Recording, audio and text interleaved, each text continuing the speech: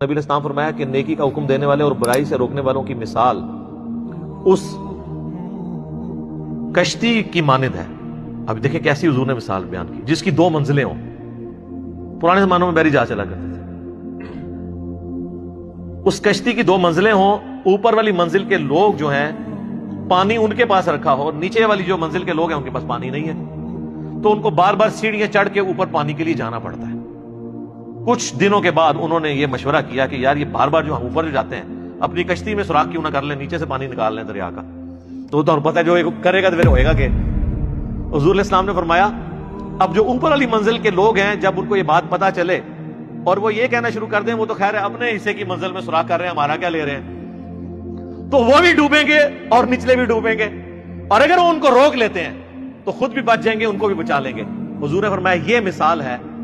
نیکی کا حکم دینے اور برائی سے روکنے کی, کہ جو لوگ نیک وہاں پہ موجود ہیں اگر وہ برائی سے باقی لوگوں کو نہیں نا روکتے تو ہم تو ڈوبے ہیں صنم, تمہیں بھی لے ڈوبیں گے. تمہیں اس لیے لے ڈوبیں گے کہ تمہیں اللہ پوچھے گا بھائی